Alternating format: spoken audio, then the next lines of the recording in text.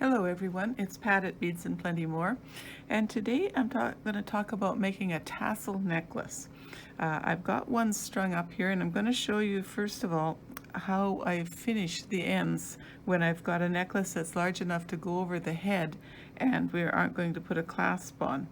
So just to have a good look at this whole necklace here, I've used these size 8 metallic gold beads as my spacer beads, and I've got black onyx here, and then the mixed color sardonyx here in an oval shape, which are quite pretty.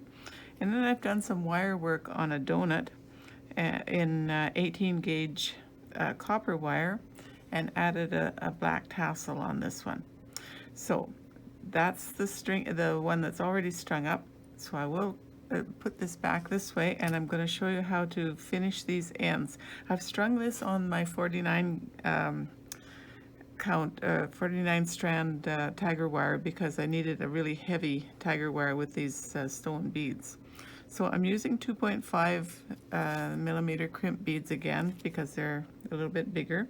String a crimp bead and a bead, one of my black onyx beads, and crimp bead. Basically what we're going to do is overlap, but I'm going to put these crimp beads in so that we can hold the wires from slipping. Of course, we don't want to have our whole necklace fall apart. So there we are. I'm using 4 crimp beads, and so after I've got them on like that, I'm going to take the other side and feed it back through these same beads.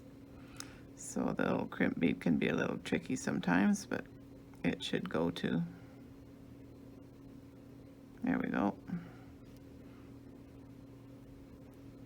The bigger beads are no problem at all. I did use the 2.5 because they are a little bit easier with this heavy wire.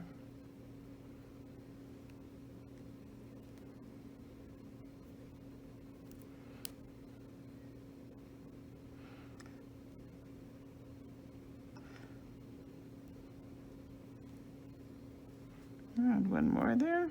I put 4 on, thinking that. Another way to do this, sometimes you can see using 2 crimp beads together, which is what we usually do in regular crimping. But in this case, because I used the gold spacer beads, I decided to separate the crimp beads and put the 4 separately. Now, I want to be sure I don't have any gaps all along in my work, so I'm going to give that a check, and we'll give this a good tightening first of all, and then I'm going to loosen it just a little. Not a lot, but just a little. And I'll put my clamp on the one side to hold it from slipping. Get right down in there. And I'm going to start squeezing down these crimp beads. So we'll go in and crimp down one of them, 2, 3, and 4. Then all that's left to do is to trim away these excess wires. So they do look similar to my spacer beads, which is kind of nice, but this also goes at the very back of the neck. So that's this one now completely finished. So now I'm going to go back and show you how I did the wire on the donut. I've got a different donut here than I used on this one. I'll leave this one up for reference so you can have a peek at that one. And I used a different tassel too. I used one that has this gold thread in it, which I thought was quite pretty. So my 18 gauge copper wire, I took a piece. It's hard to say just how big to make the piece, approximately 6 inches. Cut that off. And then I need to make a little loop down at the bottom here to hook this on. So what I did to do that, I took my wire and I bent it in half and crossed it over.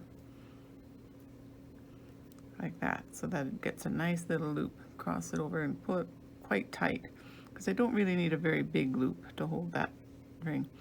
Then take my fingers and just shape this wire a little bit like that, and I'm going to hook this on right away because there's no other opening.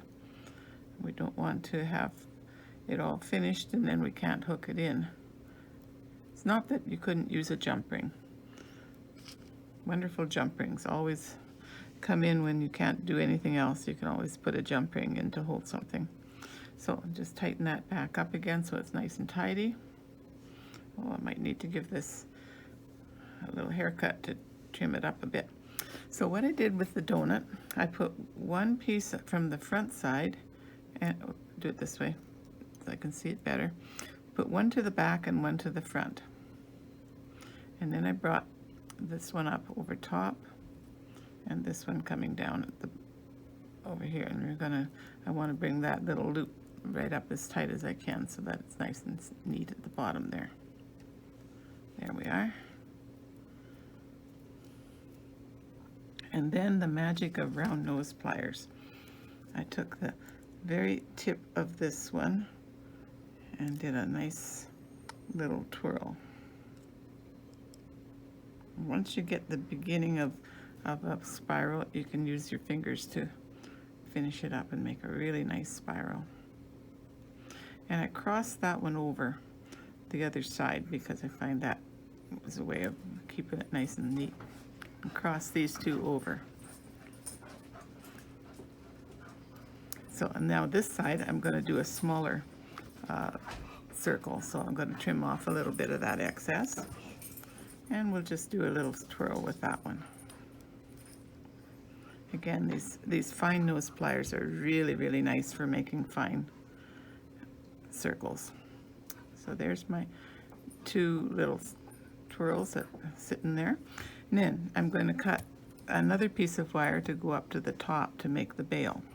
So another smaller piece this time. So here we go, smaller piece. 18 gauge wire again, as I've said. And we're just going to bring that up. Actually, what I did on this one, I hooked in to this bigger loop because I found this bigger loop was maybe a little bit floppy on the front of the donut, and it's nice to have it cinched down really good. So bring that up like that. Take my pliers and do a twist at the top here to get it nice and tidy there. And then again back to my round nose pliers, and I'm going to make a nice little circle that will be the bail for, maybe we'll choose this one. I don't need a very big circle again because I'm only putting wire through here. And we'll just bring this guy around and nice and tidy. There. Now, this one, again, I'm going to make another one of those swirls. Actually, this needs to be trimmed off to be straight, and could even use my burr cup on this to make it even more tidy, but I'll bring it this way.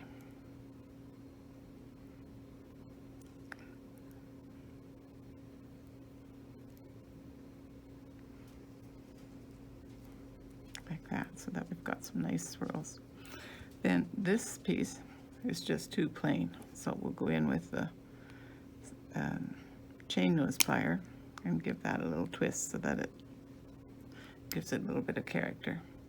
Now, all we have left to do is to finish the little piece, this piece on the back. And again, we'll grab with the round nose pliers and do a nice tidy swirl. This 18 gauge wire is very nice for sitting where you put it, much stronger than the 20 gauge. But a little harder on the hands, but it does work better. So there, that makes our back look nice and neat. I'm going to maybe give this piece a twist too so that it tightens it up. Again, that's a way to tighten your wires, to go in with your chain nose pliers and give it a twist, just like that. Also gives it some nice character. So the last thing to do now is to take a look at the front and make sure that your tassel is hanging down straight from the bail here, and it looks pretty good. So now this one could be attached to another whole necklace. So have fun making tassel necklaces, and bye for now.